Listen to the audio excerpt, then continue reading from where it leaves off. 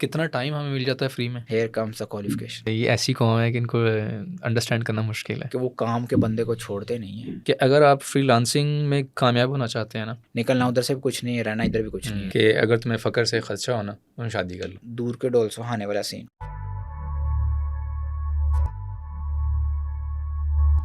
इस वक्त ना के वर्स्ट सिचुएशन है पाकिस्तान में, और पॉलिटिकल सिचुएशन बहुत ख़राब है। वो कैदी नंबर 804 साहब भी हैं, और सब लोग इसी तरह ही हैं। जिसका जहाँ पे दा लग रहा है वो लगा रहा है, खूब लगा रहा है, ठीक है। और इस सब से जो इम्पेक्ट हो रहा है ना, वो हमारा यूथ हो रहा है। और पाकिस्तान में जो मेजर हमारी पॉपुलेशन का हिस्सा है ना, वो यूथ है। और इस वक्त वो ब्रेन ड्रेन की सिचुएशन से गुज़र रहा है, और हर एक की यही ख्वाहिश है कि वो बाहर निकल जाए और किसी ना किसी तरह उसको वीज़ा मिले और वो फ्लाई आउट हो। और आप आईटी ई कॉमर्स की इंडस्ट्री से लिंक हैं। देखो, मैं ये नहीं कहता कि ये जो लोग हैं ये गद्दार हैं या ये मुहब्ब वतन नहीं है। सिचुएशन ऐसी है, इनका कसूर भी नहीं है, पर्सनल चॉइस है और उसमें, पर्सनल बिल्कुल। चॉइस है। और जाते हैं तो अच्छी बात है, ये ह्यूमन एक्सपोर्ट एक्चुअली, और डेफिनेटली वो कैपिटल जनरेट होगा, ये एक एंगल है। लेकिन आप पाकिस्तान इकोनॉमी का एक मेजर पार्ट हैं, और आप अपनी वैल्यू ऐड करते हैं पाकिस्तान में रहते हुए। आप क्या सुजेस्ट करते हैं इन लोगों को, या जो यूथ है, जो लोग नहीं जा सकते हैं, हर कोई तो नहीं जा सकता, तो वो कभी किसी से उधार मांग रहे हैं, कभी कुछ कर रहे हैं, और किसी तरह से निकलने की कोशिश कर रहे हैं, तो इनके लिए क्या लगता है कि क्या सोल्यूशन हो सकता है इन लोगों के लिए? यूथ के लिए सॉल्यूशंस तो डिफरेंट हो सकते हैं। जैसे मैंने कहा कि हर किसी की अप्रोच अपनी है, लेकिन मेरी नज़र में ये है कि जो यूथ ज़्यादा डिसहार्ट हो रही ना, वो एक स्पेसिफिक स्किल ना होने की वजह से, मेरे ख्याल से कि उनको इस चीज़ पे सोचने की बजाय ज़्यादा इस चीज़ पे सोचना चाहिए कि हम कोई स्किल जो है ना वो डेवलप करें अपने अंदर। देखें, अभी मैं यार वो अपनी अब स्किल तो वो डेवलप करें ना, वो 60,000 दे के जो है ना वो ई कॉमर्स का कोर्स करते हैं, और एट द एंड उन्हें कुछ नहीं मिलता।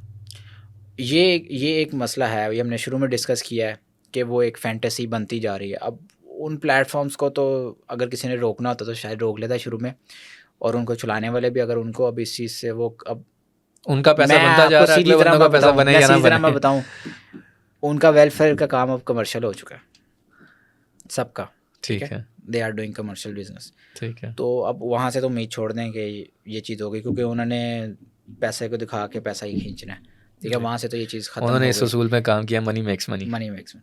तो अब वो बहुत लिमिटेड से इंस्टीट्यूट्स हैं, जिसमें अभी ये डिजिटल इंस्टीट्यूट ऑफ पाकिस्तान जो जी, एम्पावर कर रहा है डिफरेंट लोगों को। अल्हम्दुलिल्लाह। इस तरह के डिफरेंट इंस्टीट्यूट्स हैं जो अभी ज़िंदा हैं, और ठीक वो है, जो है ना लड़ रहे हैं इन चीज़ों से। लेकिन इन 3-4 से कुछ फ़र्क नहीं आएगा।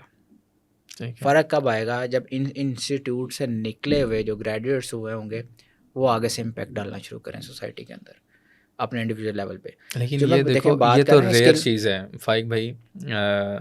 आप इससे एग्री करना चाहिए कि ये जो चीज़ है ना, ये हर कोई डिप नहीं हो सकता है, और हर कोई डिप जैसा जो है ना जिगरा भी नहीं रख सकता, सीधी सी बात है। तो हर कोई तो देखो, अगर कोई प्लेटफॉर्म बना रहा है तो डेफिनेटली वो चाहता है कि पैसा कमाए। तो ये कोई गलत बात भी नहीं है पैसा कमाना। मुझे नहीं लगता कि नहीं कोई इसका पैसा सोल्यूशन कमाना, है, या अब देखिए। मेरे ख्याल में ये है कि जैसे अब आज़ाद भाई कहते हैं कि एजुकेशन नहीं लेनी, सनी अली साहब कहते हैं, मैं सनी अली साहब की बात को प्रेफर करता हूँ, कम से कम एक ग्रेजुएशन होनी चाहिए। और मेरा अपना मानना ये है कि ग्रेजुएशन लाजमी करनी चाहिए बंदे को। आज़ाद भाई कहते हैं ग्रेजुएशन नहीं करनी चाहिए, मतलब मैट्रिक के बाद ही छोड़ दो। अब वो अपनी जगह पे भी ठीक कहते हैं, लेकिन यूनिवर्सिटीज़ में नहीं पढ़ाया जाता, वो अपनी जगह पे ठीक कह रहे हैं ना। तो यूनिवर्सिटी में नहीं पढ़ाया जाता, तो मेरे ख़्याल में सलूशन यही हो समझ आता है कि हमारे इस वक्त यूथ इतनी वो स्क्रॉलिंग कर के ना सोशल मीडिया पे इतना ज़्यादा फ्रस्ट्रेशन की वजह से कि इतनी ज़्यादा स्क्रॉलिंग कर लिया कि उनको ना वेले रहने की आदत पड़ गई है, और साथ में डिप्रेशन में रहने की भी आदत पड़ गई है कि हम तो किसी खाते के ही नहीं है। तो जब तक हम इस फैंटेसी से नहीं ना निकलेंगे कि यार इधर से बाहर निकलो और कुछ करना है, ये स्किल है, ये अमेज़ॉन ऐसे है, ये ई कॉमर्स है, ये चीज़ें हैं, सब कुछ सामने है, यूट्यूब से जाके सीख लो और पैसा कमा लो। और अब मल्टीपल चीज़ें हैं साथ में आती जाएंगी, जैसे यूट्यूब है, अब यूट्यूब पे कंटेंट क्रिएटर्स हैं, वैसे मैं आपके साथ बात कर रहा हूँ, आपकी सुनना चाह रहा हूँ, लेकिन मेरे ज़हन में बातें आ रही हैं। करें बिल्कुल। तो यूट्यूब पे अब कंटेंट क्रिएटर्स हैं, अब फैंटेसी इतनी ज़्यादा क्रिएट करते हैं, $100 में रोज़ाना का घंटे का $100 कमाएं। आप कितने साल हो गए आपको काम करते हुए अमेज़ोन के ऊपर? तकरीबन 5वां साल है ये। आप $100 हफ्ते का दिन का कमा रहे हैं, या दिन का तो चलो एक घंटे का कमा रहे हैं $100। बिल्कुल इससे ज़्यादा कमाया जा सकता है, लेकिन उसके लिए कितना टाइम लगता है उसको? एग्जैक्टली उसके बैक एंड पे क्या चीज़ें हैं वो सारी over the night nothing, over the night nothing. मेहनत करनी पड़ती है।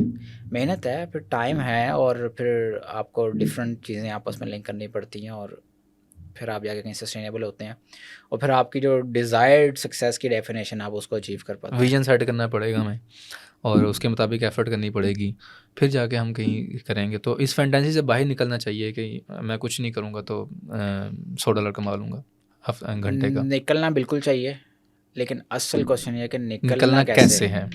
इस वजह से मैंने आपको यहाँ पे इनवाइट किया है। ठीक है, देखें पहले एक तो हर एक की पर्सनल अप्रोच है उसके ऊपर, आप एक हद तक किसी को जो है ना गाइड कर सकते हैं, और उसके लिए लेकिन आप किसी को पकड़ के ज़्यादा जा नहीं सकते। ख़ास तौर पे जो सीखने की एज होती है ना, उसके अंदर आप किसी को ड्रैग करेंगे ना ज़्यादा, जो कमिटेड नहीं है, तो वो फिर आपसे दूर होना शुरू हो जाएगा। डेफिनेटली, ठीक है, ये मेरा पर्सनल एक्सपीरियंस भी इस तरह से है। ठीक है, तो ये इस तरह ही चलता है। बात जो थी कि ब्रेन ड्रेन या वो डिसहार्ट हो रहे हैं लोग, उसकी असल रीज़न यही है कि हम किसी प्रोडक्टिव चीज़ की तरफ शुरू से ना लगाया जाता है। इसमें सारे ही इन्वॉल्व हैं, इंस्टीट्यूट्स भी, ठीक है, पेरेंट्स भी, और ओवरऑल सोसाइटी भी, ठीक है। तो अगर आप मुझसे ये पूछें कि हम कैसे निकाल सकते हैं, तो शायद मैं आपको कोई सोल्यूशन ना बता पाऊँ। आप बीइंग ए पेरेंट क्या करेंगे अपने बच्चे के साथ? Exactly what my father did.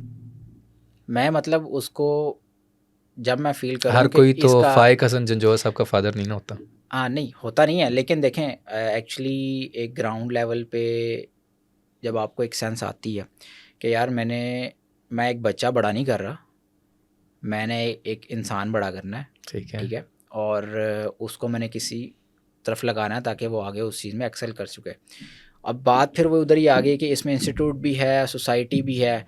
Society level पे इस तरह की कोई बात नहीं की जाती कि हमें बच्चों के साथ उनको कैसे गाइड करना है, या उनको कैसे उनकी ट्रेनिंग करनी है ताकि वो चलें। तो सलूशन अगर आप मुझसे पूछेंगे तो शायद मेरा वाला सलूशन आपके लिए वर्केबल ना हो, हर एक के लिए, ठीक है, आपका वाला मेरे लिए वर्केबल ना हो। तो मैं आपको बात बताता हूँ कि मैं उसको वही करूँगा जब मैं फ़ील करूँ कि अब इसको ज़रूरत है कि इसको किसी तरफ फोकस किया जाए, तो मैं उसके देखूँगा इसके इंटरेस्ट, ये किस चीज़ की तरफ ज़्यादा इंटरेस्ट करता है। फोकस है ना, हमारा फोकस ही नहीं है। फोकस हो जाए तो क्या ही बात है। फोकस है, मसलन हम कोई 30 सेकंड के लिए फोकस नहीं कर पाते हैं। हमारा जो शुरू में बात प्रॉब्लम हुई है हमारी कि वो नेवर सेटल विद, कि हम जहाँ पे हम उससे सेटल नहीं होते, हम उसके साथ शुक्र वाला जो काम है ना, वो फैक्टर, वो शुक्र वाला फैक्टर तो अब चले गया। अब हम कहते हैं कि यार ठीक है, एक हमारे अंदर थर्स्ट होनी चाहिए कि यार इससे आगे, लेकिन उसके साथ जब एक ग्रीड और इम्पेशंस और जो अनप्लान्ड चीज़ है वो आ जाती है ना, तो फिर वो यही होता है जो आप बता रहे हैं कि हमारा फोकस आउट हो जाता है। स्किल की जो मैं बात कर रहा हूँ वो मैं किस लिए कर रहा हूँ, अगर मैं अपनी इस वक्त जो हमारी एजेंसी में है, मैं उनको ही उनकी एग्जांपल लूँ। अगर आज उनके पास स्किल ना होता शायद वो भी सोच रहे थे कि हम निकल जाएं। दे हैव स्किल, आपकी दे आर वर्किंग इन अ है। रूटीन, वो बिजी हैं, वो इस चीज़ को नहीं सोच रहे। हाँ ठीक है, वो जो इकोनॉमिक फैक्टर है, बिल्स ज़्यादा आ रहे हैं, सारा कुछ आ रहा है, लेकिन ऑब्वियसली आप कुछ कमाएंगे तो वो उसको फेस करेंगे। बिल्कुल, ठीक है, अगर आपके पास कोई स्किल नहीं, आप उसको कोई इनकम ही नहीं है आपकी, तो आप वो उस चीज़ को कैसे उसको करेंगे। हाँ ठीक है, मुश्किल चीज़ें होती हैं, और मोमिन के लिए वैसे भी आसानी नहीं है। आप अगर एग्जांपल देखें हज़रत सल्लम की, तो उनकी अगर आप पूरी लाइफ को उठा के देखें तो वो कौन सा टाइम था कि जब उन्होंने आसानी से हर चीज़ें उनको मुश्किल से मिली है, बल्कि बस हमें यही दुआ करनी चाहिए कि हमें मुश्किलों को जो है ना फेस करने की हिम्मत दे। मुश्किलें सबके साथ हैं, बिल्स कैसे देने हैं, जो यूटिलिटीज़ हैं उनको कैसे पूरा करना है, लेकिन ये वो तब ही है जब हम स्किलफुल हो के कुछ ना कुछ अर्न कर रहे होंगे। अगर अर्न नहीं कर रहे तो फिर आप चाहे बाहर जाने का सोचें, या फिर आप कंबल लपेट के अपने आप को जो है ना आइसोलेट कर लें, तो एक ही बात है उसकी। आप रिक्रूटमेंट भी करते हैं। एग्जैक्टली। तो आप क्या फ़ील करते हैं जब आपके पास कोई आता है, चाहे आप अपने स्टूडेंट में से ही रिक्रूटमेंट करते हैं या कोई बाहर से भी, अगर जब आप कभी जो भी आपका सिचुएशन है, तो क्या फेस करते हैं रिक्रूटमेंट के दौरान प्रॉब्लम्स? हमने स्टार्ट में ना रिक्रूटमेंट शुरू की थी मार्केट रिक्रूटमेंट की, ठीक है। एज ए मार्केटर चाहिए नहीं था? नहीं मार्केटर नहीं, मतलब मार्केट की रिक्रूटमेंट स्टार्ट की थी, मार्केट से ही हम जो है ना इनटेक कर रहे थे, ठीक है। ठीक है। उसमें जो हमने ये फ़ील किया, जो हमने डिस्कस की है कि कैपेबिलिटीज़ नहीं थी, लेकिन लिखा बहुत कुछ हुआ था, बोल कुछ रहे थे, बहुत कुछ रहे थे, लेकिन प्रैक्टिकली ऑन ग्राउंड्स उनके पास कैपेबिलिटीज़ नहीं थी। ठीक है। अच्छा, आपकी बात काट रहा हूँ। अगर हम इसको ना, आपको पाकिस्तान का स्टीव पॉप कहें, ठीक है? हम इसको ना लिंक करते हैं आपकी बात से कि रिक्रूटमेंट के दौरान आपने जो चीज़ें फ़ेस की हैं ना, स्टीव पॉप ने भी तकरीबन वही चीज़ें फ़ेस की हैं। तो हम उनके पॉइंट्स को डिस्कस कर लेते हैं। ये अलग बात, पहले भी हमने बात की है कि हमें एज़ ए पाकिस्तानी डिफेंड तो करना चाहिए और हमें उसका जवाब अच्छे से देना चाहिए था, और लोगों ने दिया। इसके ऊपर बहुत सारे लोगों ने बात की, शाम सरवर साहब ने बात की है और बहुत सारे लोगों ने बात की है। तो अगर मैं आपसे कहूँ कि आपने पाकिस्तान में से अपनी एजेंसी, पाकिस्तान में अपनी एजेंसी के लिए आपने लोगों को हायर किया, मार्केट से उठाया, उसका जो पहला पॉइंट है ना, वो ये है कि 83,000 लोगों में से ना सिर्फ 73 पीपल जो है वो उसने हायर कर सका है। वो आप ये अपनी बात ठीक है, हम उसको, मैं अगेन कहूँगा, डिफेंड करना चाहिए कि नहीं ऐसा नहीं है, या बहुत अच्छी सिचुएशन भी है हमारे पाकिस्तान में अल्हम्दुलिल्लाह, उसको ही दिखाना चाहिए पॉजिटिवली ग्लोबली। लेकिन ग्राउंड रियलिटी को हमें निगलेक्ट नहीं करना चाहिए, स्किप नहीं करना चाहिए। आपने क्या फेस किया इस पर्टिकुलर पॉइंट के पर्सपेक्टिव से? अब आई डोंट नो उनकी बैकग्राउंड इसके पीछे क्या था और वो क्यों नहीं उसको हायर कर पाए। लेकिन अगर मैं अपने सिनेरियो में देखूं तो हमारे पास कुछ रेज्यूमेस ऐसे आते थे कि उनको कॉल की जाती थी, उनको पता भी नहीं होता था कि हमने रेज्यूमेस, उनको याद भी नहीं होता था कि हमने कहीं अप्लाई किया हुआ है। कौन सी कंपनी है? अच्छा, कब ऐसे? बिल्कुल उनको याद भी नहीं होता था। और देखें, तरीका तो क्या होना चाहिए कि आप जिस कंपनी में अप्लाई कर रहे हैं आप उसको थोड़ा सा स्टडी करें, उसको देखें वो किस चीज़ की है, मेरे इंटरेस्ट के साथ जा भी रही है कि नहीं, मेरी स्किल के साथ कैपेबल, वो जो है कंप्लाइंस कर भी रही है कि नहीं। आप तब जाके उसमें रेज़्यूमे अप्लाई करते हैं। हमारे यहाँ पे यही इशू है ना, सेटल नहीं होते, फिर हम हर जहाँ पे जगह नज़र आती है हम वहाँ पे रिज्यूमे जो है ना ड्रॉप कर देते हैं, और बाद में हमें पता भी नहीं होता कि हमने कहाँ कहाँ की है और कहाँ से कॉल आई है, वो कंपनी करती क्या है, हाँ अब जी। मैं उसके साथ अलाइन हो भी पाऊँगा कि नहीं। तो हमें सबसे ज़्यादा इश्यूज़ यही फेस करना है। ये बिल्कुल बात ठीक है कि हमारे पास अगर 100 रिज्यूमेज़ आते थे तो उसमें से शायद कोई 5-6 ही ऐसे थे जिनको मतलब हमें समझ आती कि यार हाँ, इनको किया जा सकता है, लेकिन एज़ अ ट्रेनी इनको भी ट्रेन ही करना पड़ेगा। मतलब उनमें सीखने की थी कि हम सीखेंगे, तो इसी वजह से उनको शॉर्ट लिस्ट चलो, करते हैं कि हाँ, यार चलो ये सीख जाएंगे, सिखाने में कोई मसला नहीं है, अच्छी बात है, सिखाना चाहिए। लेकिन एटलीस्ट सेंसिबिलिटी, रिस्पॉन्सिबिलिटीज़ तो होनी चाहिए ना हमारे अंदर। वो उन क्वालिटीज़ के ऊपर सॉर्ट होते अब थे। उसके दूसरा जो पॉइंट है ना, वो ये है कि एक एप्लीकेंट को हायर करने के लिए ना 1000 एप्लीकेशंस को हमें रिसीव करना पड़ता है, उसमें से छांटी करनी पड़ती है, फिर जाके ये एक उसकी पहली एप्लीकेंट। बात से लिंक कर रहा है जो मैंने भी बात हाँ की जी, है कि बिल्कुल। एक एप्लीकेंट, अब आई डोंट नो उसके बैक पे क्या रीज़न आई, शायद यही आई हो कि जिन्होंने अप्लाई किया उनको याद भी ना हो मैंने कहाँ अप्लाई कर दिया या क्या कर दिया। अब जाहिर सी बात है 100,000 आई हैं तो उसमें से 100 निकलेंगी फ़िल्टर होके, तो ये बिल्कुल। उसकी अपनी पहली बात से ही लिंक कर रहा है। बिल्कुल बात ठीक है अच्छा, ये इसको फिर डिनाई नहीं कर सकते। फिर ये एक एक मेजर, आप किसी HR वाले बंदे से मिलें वो आपको कोई दुख सुनाएगा अपने। फिर उसका अगला पॉइंट ये है कि उसने जो 73 पीपल का एप्लीकेंट्स को हायर किया था ना, उसमें से सिर्फ 11 एप्लीकेंट्स जो थे वो उसके अंदर, उस कंपनी के रहे उसके अंदर, बाकी सबने लीव कर दिया। एक तरफ हम कहते हैं कि हमारे पास जॉब नहीं है, या अमेज़ॉन में वो सिचुएशन होगी, या ये हो गया वो हो गया, अब जिनको वो अपॉर्चुनिटी मिल रही है वो वहाँ से लीव कर रहे हैं। इमरान भाई इसमें बात वही है कि यहाँ तो अप्लाई किया और पहले चेक नहीं किया जी। कि ये किधर अप्लाई कर रहे हैं और मेरा इस कंपनी के साथ इंटरेस्ट मैच होंगे नहीं होंगे। और दूसरा भी ये होता है कि जब हम आपने आपने कभी ऐसा फेस किया? हमारे साथ बहुत होते हैं।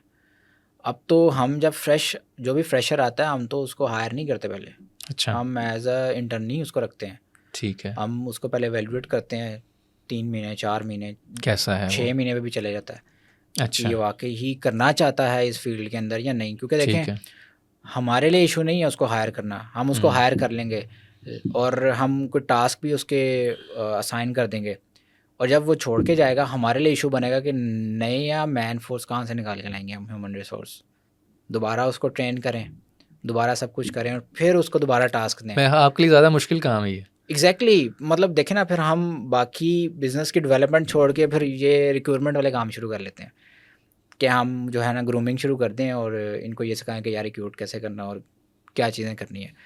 तो वो आपके लिए बात फोकस नहीं है, बस हमें नज़र आता है और एक फैंटेसी नज़र आती है कि यार आईटी आज के पैसा बहुत दौर है। में आप किसी के सामने आईटी का नाम ले लें, ठीक है, वो उसको एक तो फैंटेसी आएगी पैसा ही पैसा है, जी। ठीक है, पैसा ही पैसा है, और दूसरा ये बात है कि कीबोर्ड पड़ा हुआ बस पैसे से बटन दबाना मैंने, दैट्स इट।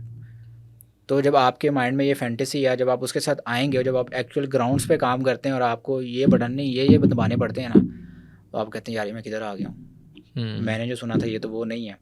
तो फिर वहाँ से बहुत ज़्यादा बाउंस रेट बढ़ जाता है। ठीक है।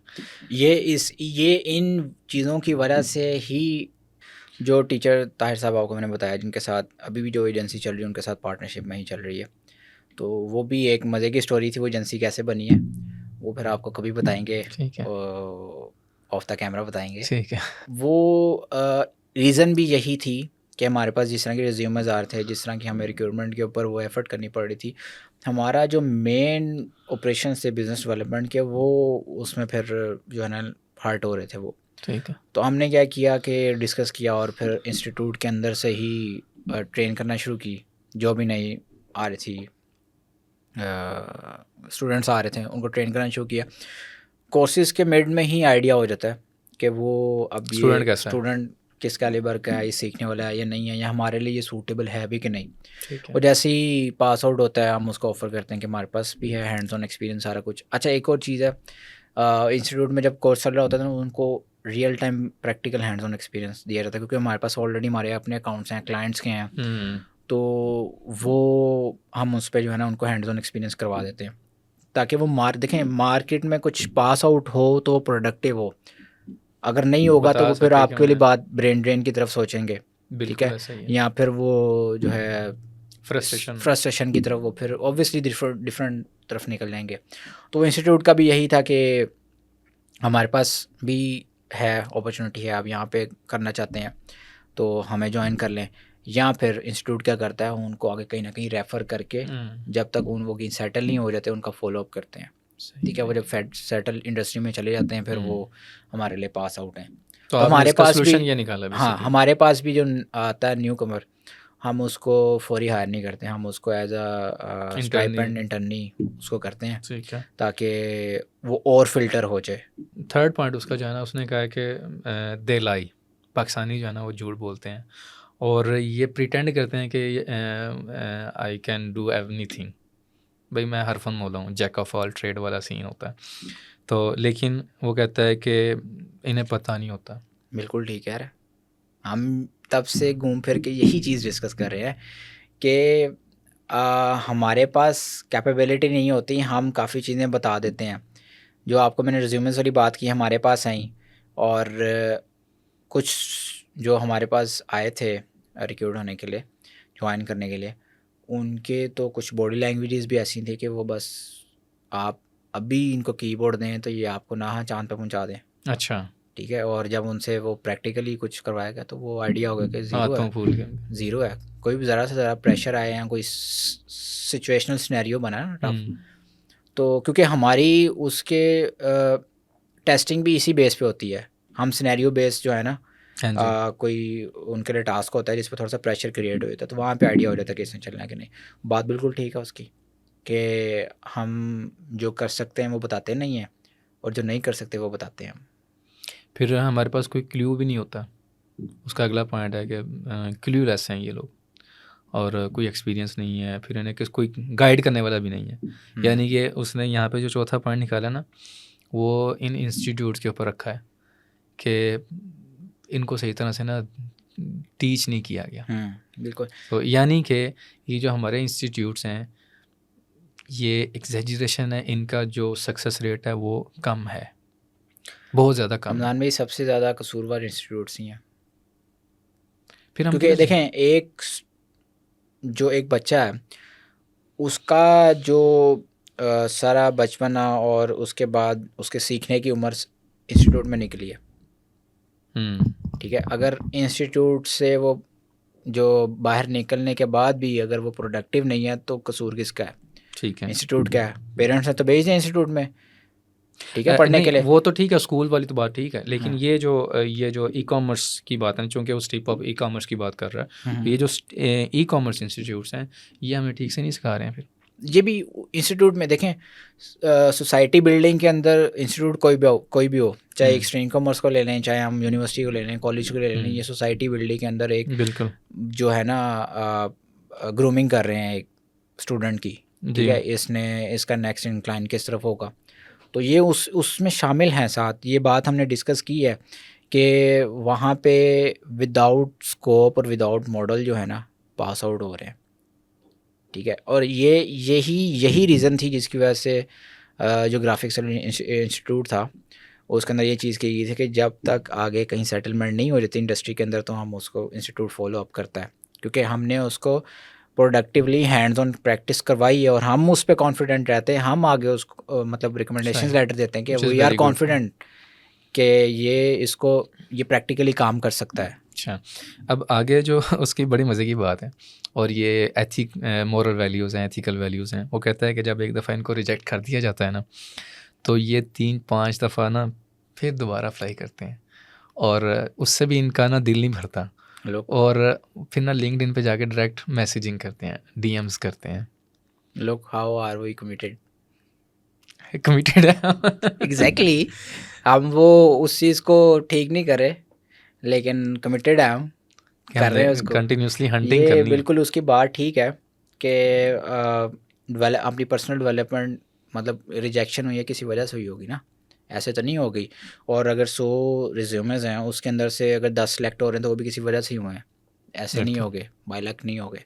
तो अगर जो रिजेक्शन हुई है वो अगर उसको आइडेंटिफाई करें कि किस वजह से हुई है, अगर आप उसको बगैर ठीक किए बेश आप इसमें कोई हर्ज नहीं है कि आप दोबारा अप्लाई करें उस कंपनी में, बट एटलीस्ट जिस वजह से रिजेक्शन हुई है वो तो कवर इम्प्रूव करके जाए ना, ताकि देखें शायद आप रीअप्लाई करें तो हो सकता है कि वो शायद आपकी तरफ ज़्यादा इंक्लाइन हो जाए कि यार इसने दोबारा अप्लाई किया और ये चीज़ इम्प्रूव है, इट मीन्स एक जेस्चर जाएगा कि यार ये बंदा अपनी जो पर्सनल डेवलपमेंट है ये मतलब ये इसकी तो ज़्यादा इंक्लाइन है, ये करेगा। ये इस पर्सपेक्टिव में जाएं तो फिर तो बहुत अच्छी बात है, लेकिन अन्यवा जाएं तो फिर अन्यवा तो सर आपको मैंने बताया है उसने जो 83,000 बताई हैं वो अन्यवा वाला सीन है बिल्कुल उसमें से।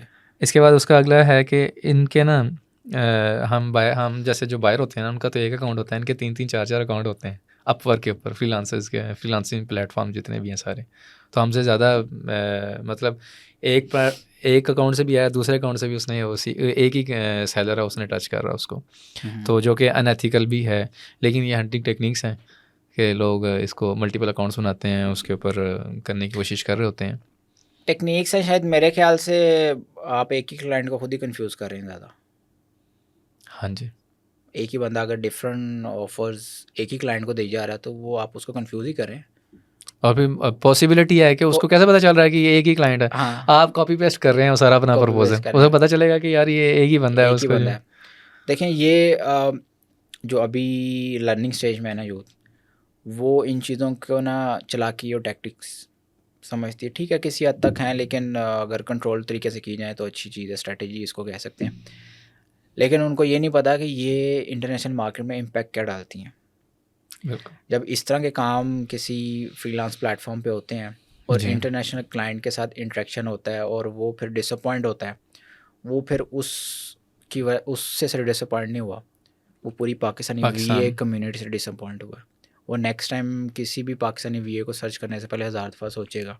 बिल्कुल, ठीक है, और वो फिर सर्च नहीं करेगा तो उसके पास ऑप्शंस क्या हैं, इंडिया है, बांग्लादेश है, डेफिनेटली फिलीपींस है, ये और फिलीपींस का हमसे रेट कम होता है और जहाँ तक मुझे आइडिया है दे आर वेल अवेयर, वो भी उनके पास भी अवेयरनेस अच्छी है। तो देखें जब आपके पास एक आया बंदा, जब आप उसको खुद ही अपने लिए नेगेटिव रेजोनेंस क्रिएट करेंगे तो आप फिर ये नहीं कह सकते कि जी हमें काम नहीं मिल रहा। और डेफिनेटली काम करवाने वाले ने काम तो करवाना है, वो आप नहीं करेंगे तो कोई और कर देगा।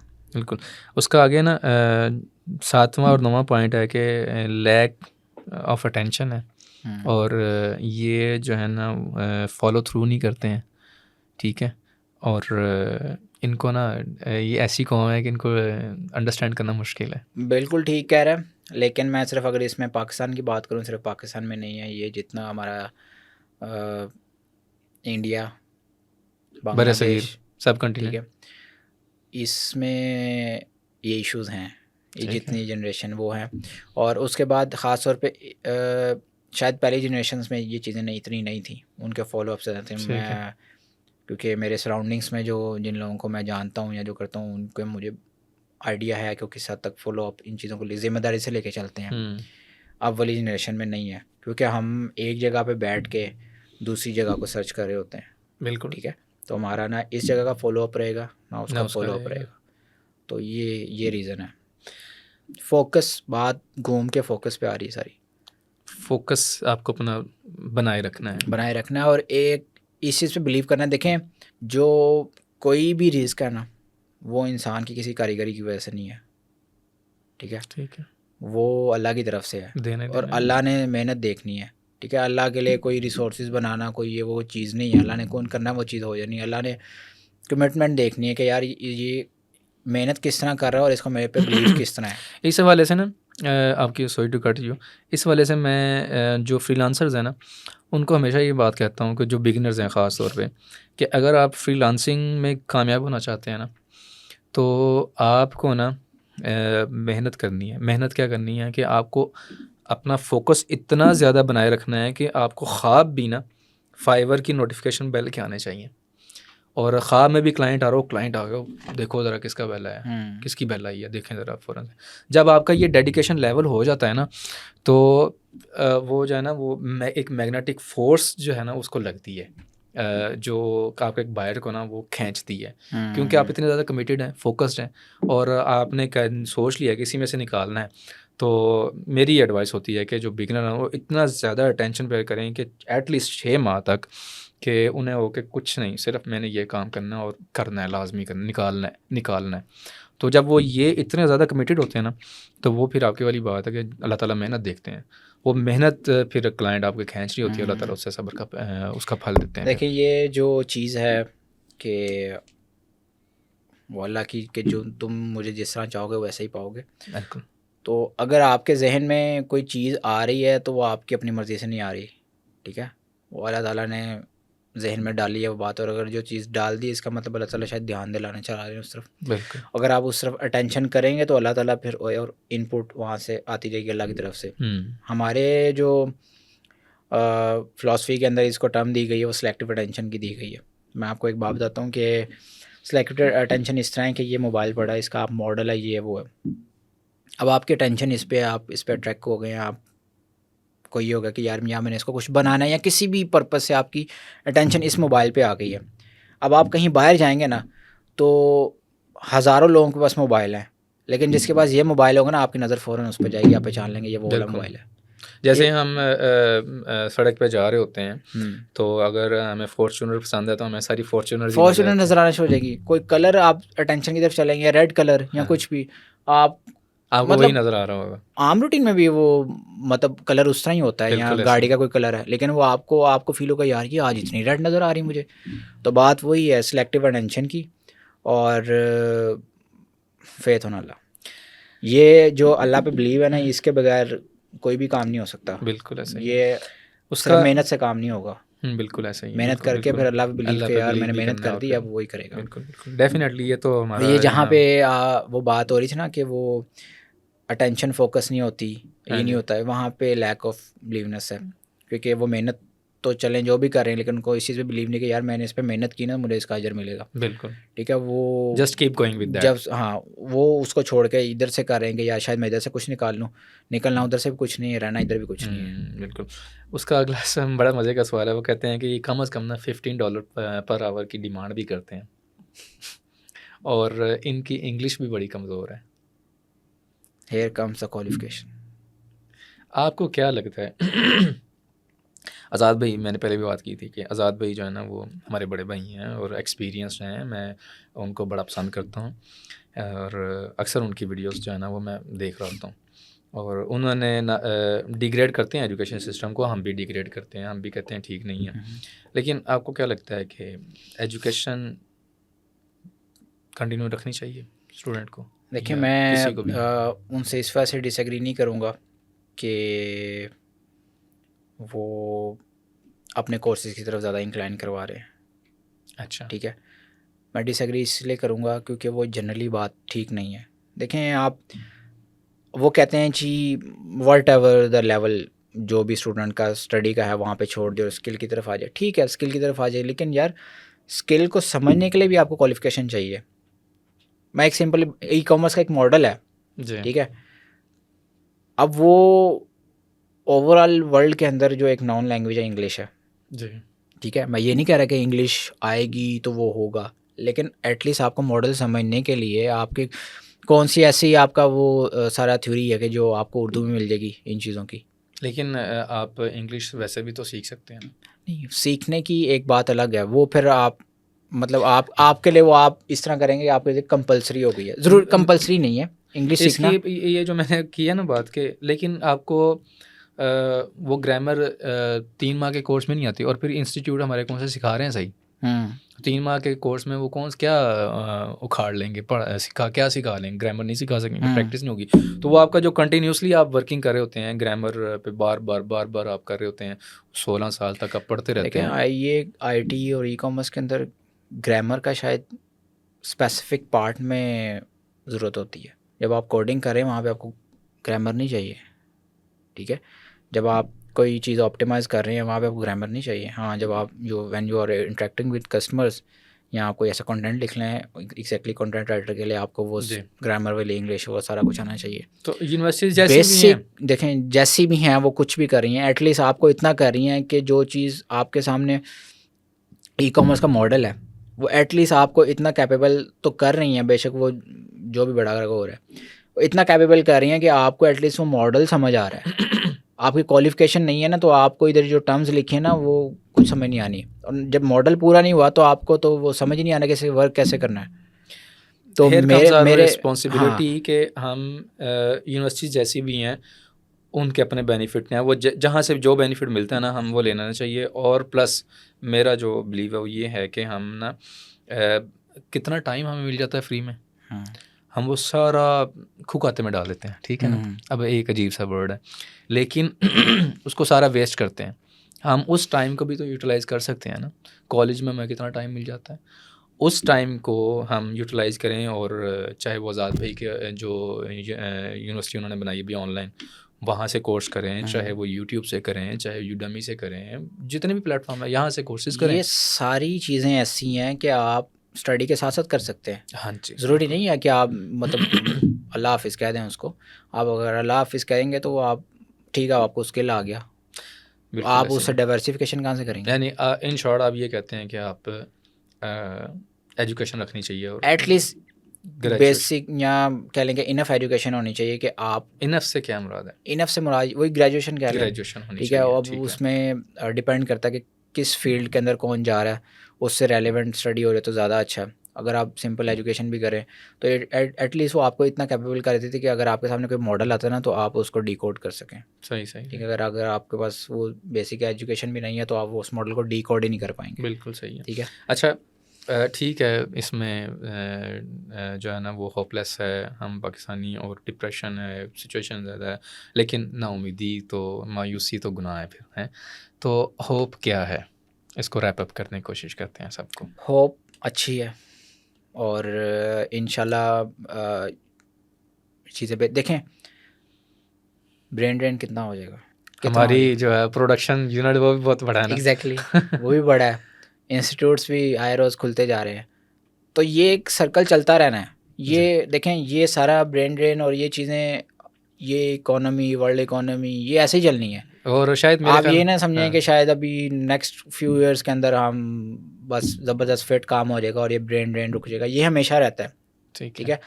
इसमें एक चीज़ एक और होती है, दूर के डोल सुहाने वाला सीन, ठीक है, वो एक ख़ास किस्म की एक लाइन होती है, आप उसको नहीं।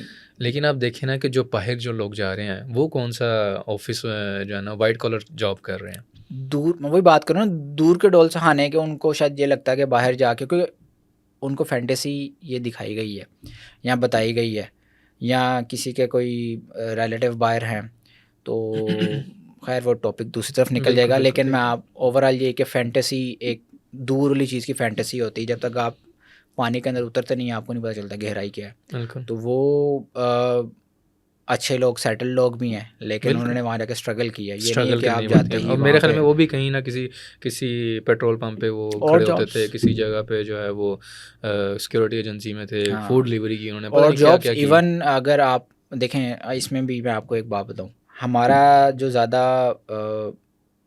ड्रेन जो हुआ है उसमें ज़्यादा लेबर साइड का है, ठीक है, और टेक्निकल स्किलफुल पर्सन भी हुए हैं, ठीक है। अब स्किलफुल पर्सन का ये है कि ये सिचुएशन ख़तरनाक है, ठीक है, क्योंकि वो लोग थे कि जिनको इस सिचुएशन के अंदर इस क्राइसिस को हैंडल करना था साथ, ठीक है, लेकिन हम ना उनको रोक सकते हैं ना उनको कह सकते हैं, क्योंकि उनकी पर्सनल चॉइसेस हैं, और ये भी नहीं, अल्लाह ने ये नहीं रोका कि आपको अपॉर्चुनिटी मिल रही हो तो वो एक ठीक है, पेट्रोलिज्म में है, आपका एथिकल लेवल पे आप इधर रुके। पाकिस्तान में अभी कुछ अर्सा पहले सुनते थे कि जी लोग जॉब छोड़ के वापस आ रहे हैं, तो अभी उल्टा सीन है, तो वो इस चीज़ को आप नहीं रोक सकते, और वो जा रहे हैं, उनकी पर्सनल चॉइस है, और उसको पूरा बैक करते हैं, क्योंकि वो जाएंगे और फंड्स तो आएंगे ना, इधर तो आएंगे ना, लेकिन ये है कि हमारा मुहिब्बे वतन हो जाएंगे। एग्जैक्टली, मुहिब्बे वतन तो पता नहीं, लेकिन उधर के हो जाएंगे। अच्छा, क्योंकि एक दफ़ा जो स्किलफुल पर्सन गया है ना, मुश्किल होता है उसका वापस आना, क्योंकि वो उनका ऐसा मॉडल है कि वो काम के बंदे को छोड़ते नहीं हैं, वो ऐसा बीच में घुसाते हैं कि वो कहता कि यार मैं इधर ठीक हूँ, मेरी जितनी वैल्यू इधर है ना वो नहीं होनी अपनी कंट्री में। तो वो, और इसमें ये एक कड़वा सच है, यहाँ के इंस्टीट्यूट्स, यहाँ पे जो कंपनीज ऑपरेट कर रही हैं बड़े लेवल पे भी हैं, आप उनके वो एम्प्लॉय पॉलिसीज़ और कोड्स उठा के देख लें, उनका हायर लेवल का एम्प्लॉय भी उनसे खुश नहीं होगा, क्योंकि उनकी पॉलिसीज़ ऐसी हैं, वो कहते हैं कि बस बंदा निचोड़ लो। बिल्कुल ऐसा ही, ठीक है। तो वो फिर जब आपको इसके मुकाबले देखें, जितना स्किल वाला बंदा होगा ना, उसकी उतनी अप्रोच ज़्यादा होगी, उसका हॉलिस्टिकल व्यू ज़्यादा होगा, वो आपको लोकली कंपेयर नहीं करेगा, वो आपको इंटरनेशनली कंपेयर करेगा, ठीक है। जब इंटरनेशनली उसको ये सारी चीज़ें ज़्यादा मिल रही होंगी इसी एफर्ट्स में और सिस्टमेटिक वे के अंदर, तो वो इधर नहीं रुकेगा, वो जाएगा। और उस बंदे को रोकना भी नहीं चाहिए। देखें, हर किसी को अपनी एक पर्सनल ग्रोथ और डेवलपमेंट के लिए चीज़ें करनी चाहिए, बिल्कुल। और इसलिए सबसे पहले जो है ना, ओवरऑल जो हमारे ऊपर स्ट्रक्चर है वो ठीक होगा तो हमारा ब्रेन ड्रेन रुकेगा। इसका लिंक इसके साथ नहीं, इकोनॉमी अप डाउन ये ऐसे ही रहनी है, ऐसे ही रहनी है। हम बड़ों से सुनते आए हैं, उस वक्त भी यही था कि डिफ़ॉल्ट हो गया, बस ये हो गया वो हो गया। अब आज जब हम बड़े हुए हम भी यही सुन रहे हैं, हमारे बच्चे ये सुन रहे हैं, तो ये साइकिल है, ये ऐसे ही चलता रहना। सबसे मेन चीज़ है कि जो हमारा स्ट्रक्चर है वो वेल अवेयर होने वाला है, वो रिवैम्प होने वाला है, वो ठीक होने वाला है। वो ठीक नहीं होगा, इस स्ट्रक्चर में सारे आते हैं, गवर्नमेंट लेवल पे आते हैं, इंस्टीट्यूट आ जाते हैं, सारे आ जाते हैं। आप गवर्नमेंट लेवल को उठा लें जी, आप मुझे आईटी मिनिस्ट्री का बताएं, मिनिस्टर कौन है? मुझे नहीं पता, वो आईटी से भी नहीं है, ठीक है। मेरे पास एक आईटी पॉलिसी 2019 की, मैं अभी कुछ दिन पहले पीडीएफ देख रहा था, वो उन्होंने एक ड्राफ्ट अपलोड किया था, और मैं आपको आईटी मिनिस्ट्री का काम बताता हूँ कि वो किस हद तक काम कर रहे हैं। मैंने 2 दिन पहले वो डाउनलोड किया, मैंने कहा शायद कोई पॉलिसीज़ अपडेट हो गई होंगी। मैंने पहला पेज खोला और उस पर पीएम की तस्वीर लगी हुई है, किसकी? इमरान खान की, जो है ही नहीं। मतलब पॉलिसी पे काम ही नहीं हो रहा, राज की वो देखें, मेरा कहने का मतलब ये कि पॉलिसी पे काम ही नहीं हो रहा, काम हो रहा तो ये चीज़ें अपडेट हुई होती। बिल्कुल ऐसे, ठीक है। तो वो उधर की उधर ही पड़ी हुई है, कोई पॉलिसी पे काम नहीं हो रहा। जितना काम हुआ एटलीस्ट वो तो फ्रेमवर्क आप मतलब इम्प्लीमेंट करवा देना। तो हमारे पॉलिटिकल लेवल पे वहाँ पे अल्लाह करे कोई ऐसी वेव आए कि ये सारी चीज़ें जो है ना पॉलिटिक्स से हट के कंट्री के लिए काम हो। अदरवाइज़ स्ट्रक्चर हर तरफ, कॉर्पोरेट पे चले जाएँ, गवर्नमेंट में चले जाएँ, सब तरफ एक ही हाल है। ऐसा ही है। अच्छा, मैं अमूमन अपना जो पॉडकास्ट है वो इस क्वेश्चन के ऊपर एंड करता हूँ, जो कि आपने पहले बता दिया है कि आपकी शादी हुई है, ठीक है। तो किस उम्र में शादी हुई थी वैसे आपकी? I was 27। आप क्या फ़ील करते हैं कि शादी कब हो जानी चाहिए? कब हो जानी चाहिए, ये तो ऐसा क्वेश्चन है कि मतलब वो फिर वही बात है, हर किसी के लिए डिफरेंट इसका अप्रोच हो सकती है, लेकिन एक रीज़नेबल टाइम पे हो जानी चाहिए। What do you 25, think, what is that reasonable time? I think 25 से 30, कि इसके अंदर हो जानी ठीक है। चाहिए। और क्योंकि मैं आपको इसमें बताता हूँ कि मेरी जब शादी हुई थी तो 2020 में शादी हुई थी, 2019 में मेरा स्टार्टअप था, ठीक है। 2020 के अंदर स्टार्टअप क्रैश था, अच्छा, ठीक है। शादी से पहले या शादी के बाद? शादी से पहले मतलब ठीक चल रहा था, क्रैश मतलब बाद में हुआ, बाद में लेकिन हुआ, मतलब ठीक वो ग्रोइंग वाली फेज़ थी। ठीक है। और उन दिनों में जो हमारी टीम की टाइमिंग थी वो रात को 11 से 3 थी, अच्छा, और मैं पहले 2 साल रात को 11 से 3 ऑफिस में था, ठीक है। अच्छा, और किसी के लिए शादी जो है वो उसको बैक कर जाती है, और किसी के लिए वो जो है उसको अपने गोल से हट जाती है। लेकिन अल्लाह का शुक्र है, मुझे उस साइड से भी कभी वाइफ की तरफ से कभी उन्होंने सपोर्ट किया, ठीक है। क्योंकि कह लें कि एक किस्म का ट्रस्ट और बिलीव था जी, कि बिल्कुल। ऑब्वियसली एक राइट ट्रैक प्रोडक्टिव चीज़ पे लगे हैं तो कुछ हुँ, ना कुछ होगा। तो शादी आपका ज़्यादातर फोकस होने में रोल प्ले प्ले करती करती है, ठीक बिल्कुल। है। तो इसलिए इसको रीज़नेबल टाइम पे अगर आप हो जानी इसको चाहिए। और शादी से पहले और शादी के बाद क्या चेंज फ़ील किया आपने? मेन तो फोकस का है, फ़ोकस हो गया, ठीक ठीक है। है। और उसके बाद जो मेरी वो अप्रोच है थोड़ी सी होलिस्टिकल हुई है, ठीक क्योंकि है। पहले आप जो भी स्ट्रेटेजी डिसीजंस होते हैं वो आपके और रिगार्डिंग पेरेंट्स होते हैं। अब यू हैव अ आज़ाद हो फैमिली, जाते हैं। हाँ, now you have a family, और फैमिली से लिंक अदर हाँ, फैमिलीज़ और वो सारी चीज़ें, और फिर टाइम मैनेजमेंट जिसमें मैं काफ़ी बुरा हूँ बिज़नेस को भी अभी भी। देना है, बच्चों को भी देना हाँ, है, वो सारा कुछ। तो उसमें आप बुरे हैं। तो हाँ, उसमें मैं बुरा हूँ, मैं ओपनली ये बात कहता हूँ कि ठीक है। उसमें बुरा हूँ। लेकिन कोशिश करते हैं कि इस चीज़ को कवर किया जाए। तो लेकिन ठीक है, कुछ हद तक है और कुछ हद तक नहीं इसको कवर कर सकते, ऐसे ही है। लेकिन शादी टाइम पे हो जानी रीज़नेबल चाहिए। टाइम पे, अब रीज़नेबल टाइम हर किसी का अलग अलग है, अपना-अपना ठीक होगा। है। लेकिन यही कह सकते हैं रीज़नेबल टाइम पे हो जानी चाहिए, क्योंकि ये आपको बहुत हेल्प करती है towards focus. By the way, मेरे लिए शादी जो है वो एक नेमत साबित हुई थी। और माशाल्लाह। शादी से पहले हालात बहुत ख़राब थे। शादी जैसे ही हुई है, मैं जो है ना, कोविड जैसे स्टार्ट हुआ था ना, लॉकडाउन, मेरी उसी दिन शादी थी, उसी दिन बारात थी। अच्छा, और मुझे बेनिफिट हुआ उसका, बट डेफिनेटली ख़र्चा कम हो गया। एक नॉर्म्स हैं हमारी जो कल्चरल चीज़ें हैं। और जैसे ही शादी हुई है मेरी, जो स्टार्टअप जो भी चीज़ें थी मेरी, वो ग्रूम की हैं, और अल्हम्दुलिल्लाह बहुत सस्टेनेबल रहा अल्हम्दुलिल्लाह। मेरा काम। बिल्कुल, देखें वो जब तो आप एक सुन्नत वाला काम कर रहे हैं तो बरकत तो उससे आएगी, बिल्कुल ऐसा ही ठीक है। है। अब आपने आजकल शादियाँ भी देखी होंगी, वो किस तरह क्या रस्म व रिवाज से हो रही हैं, तो बिल्कुल। वो देखें एक बरकत वाला काम हो रहा है, उसके अंदर बेबरकती और वो चीज़ें, तो तो वो फिर मेरी शादी के बाद जो है वो मेरा इस हदीस पे बड़ा बिलीव है कि अगर तुम्हें फ़क्र से ख़दशा हो ना, तुम शादी कर लो। तो बहुत शुक्रिया फ़ाइक साहब आपका, यहाँ पे हमें टाइम देने के लिए, और आपने जो चीज़ें डिस्कस की, उम्मीद है हमारे नाज़रीन को बहुत पसंद आई होंगी और इससे कुछ ना कुछ सीखा होगा। तो इस सारी पॉडकास्ट का जो सम अप है वो ये है कि मेहनत करते रहें, परेशान नहीं होना। जो भी सिचुएशन है, अपनी जो टाइम है ना उसको इन्वेस्ट करें, फोकस हो जाएं, और just keep going. Thank you so much. Allah हाफ़िज़।